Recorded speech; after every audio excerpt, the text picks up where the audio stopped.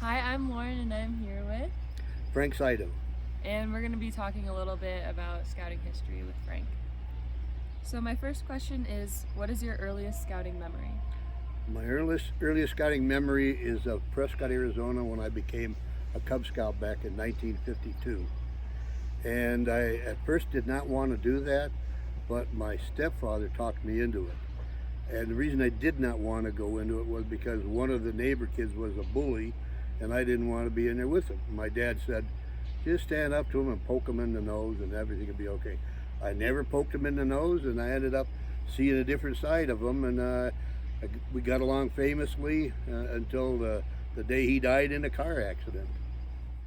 So, what was your first year you came to Emerson, and how are things similar and different? My first year I came to Emerson was in 1957, and the main thing was when we came, my troop did rather.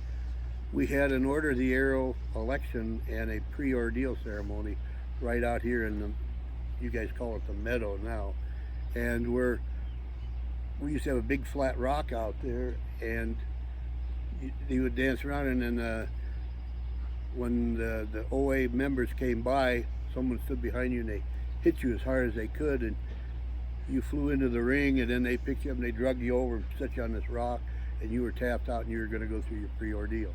So that was 1957, and I was scared out of my wits, but I was thankful. And then I came back a couple of months, maybe not a couple of months, about a month and a half later, to go through the regular fall ordeal and do it all over again. And in those days we were given a raw egg and 2 matches, and that was breakfast. And I had done that before because I read about it in a science book. If you poke a hole in the egg, you could boil it and cook it in a fire. And some of the kids didn't want to eat their egg. I'll cook it and eat it. So I had 3 eggs for breakfast. So that was, and it rained and rained and rained. But that was really kind of cool. That lodge was not there. That was not there. And one of our jobs was to take down the old house that was there that had a chimney, and the chimney was made out of cobblestone, just like the cobblestone building is on the other side of the creek. I happened to be watching it, and I noticed because they were undermining the fireplace, I saw it move. And I told everybody, get out of that fireplace is going over, and they scurried out of the hole, and the thing went ka-wump and fell over. So then they came over, and we had to make a arrow out of some natural surroundings and hang it around our neck, and they carved a notch in it for talking. If you got 3 notches, you went home. And there was kids that went home. Now, I ended up getting mad at them giving me a notch. I said they could have got crushed. I said, all right, you're getting another notch. So then I shut up after that because they had 1 more notch to go. And so in a way, it was altogether different program. Now it's, oh, you're forgiven, you're forgiven. Everybody is, no offense meant, but everyone is forgiven now. And I think there needs to be a little bit more discipline there. And unfortunately, it's the way my generation sees things. But 57 was the start of something, and I liked it so much here because coming from Prescott, Arizona, it looks so much like it. 5,282 feet was a benchmark on the courthouse steps, and here we are at about 5,000 feet right here. That's incredible. Did you earn Eagle, and if so, what was your project? Oh yeah, I earned Eagle, all right. In fact, my saga starts when we came the year before coming to Emerson. We went to, it was called Palomar Baptist Camp, and the Boy Scouts, I was a Baptist, and we rented a camp from a church to go there, and it was also the first time I ever sat in a cafeteria to eat. And we were there was an Eagle Scout standing on the front porch and greeted us, shook our hands, and I was just in total awe of this guy standing there. And I remember all the rest of the guys in my troop saying, oh, an Eagle Scout. And I looked, and sure enough, there was that silver bird hanging on his pocket. And I shook his hand too, and I told the guys, that's what I want to be. And they all laughed at me. And that really irked me, and I was the only one to make Eagle in my troop because I wouldn't quit because they told me, not you. And I think that what that ends up doing, it builds a fire within. And without that fire within, I feel that It's no different to whatever you do in life. It's so easy now. It's up like a video game. Okay, that screen's too tough. I'm going to go back a screen.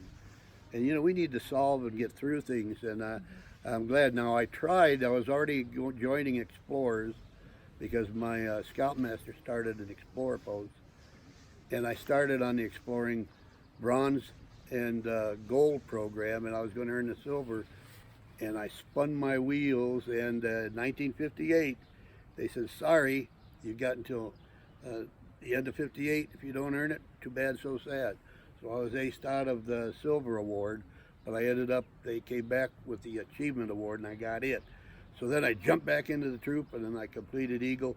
And my Eagle Scout project is from this culvert all the way over to that big tree when we had a real bad flood and washed the whole doggone hillside, including half of the road, right out into the middle of the meadow.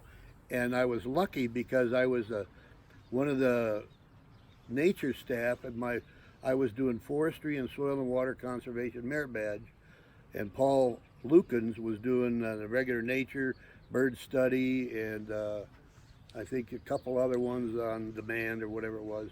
And so I was able to work with the county of Riverside, and they were the ones that came up with that diffuser on the bottom there where the culvert goes into it. And they told me what kind of rocks to put up there. And this, what is amazing, the criteria for an Eagle project is to serve a community and last 6 months. I completed that in 1960, and it's still there. So every time I come to camp, I get to visually see what my Eagle project is doing. Who else can do that? I don't know. That's amazing that it's even still there. Yeah. What do you think the coolest thing about Emerson is? The coolest thing about Emerson that locked me into it was here at camp we used to sing songs at the campfire. In fact, one of the songs we sang was the Camp Emerson theme song. They don't even teach it now, but here's the way it goes. How can I leave thee? How can I from thee part? Campfires that bring to you friendships anew. I love thy rocks and hikes and all those starlit nights.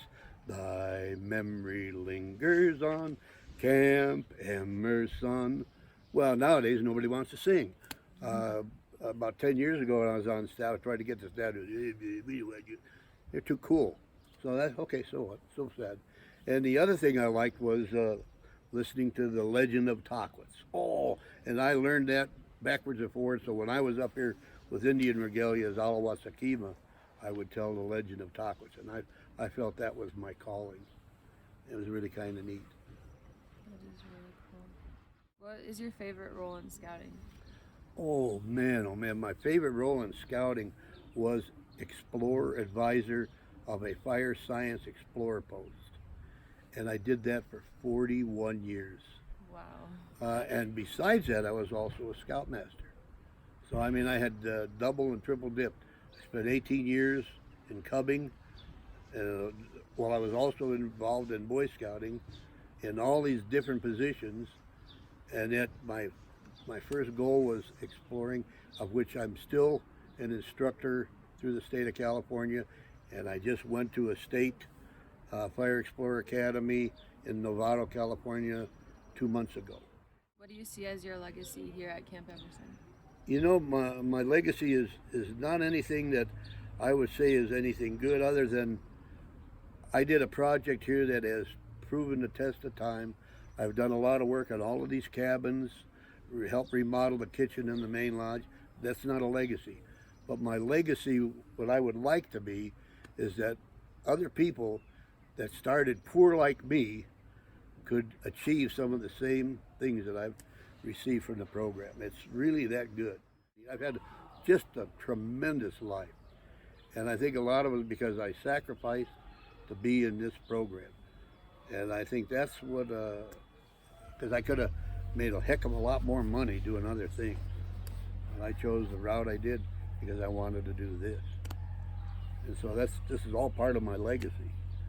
You know, and I came up and I completely finished that bathroom there, did a lot of these huts redid the kitchen with that FRP. Now I'm too old. I don't think I'm going to be doing any of that stuff anymore. And I've really enjoyed it. I helped build many of these seats behind it. And when we had the barbecue down there at Wagon Wheel, I oversaw vigil members to build the barbecue. But any other questions, feel free. That's it. That's all. All right. Well, you know what? I want to personally thank both of you for your time out of your busy days to do something.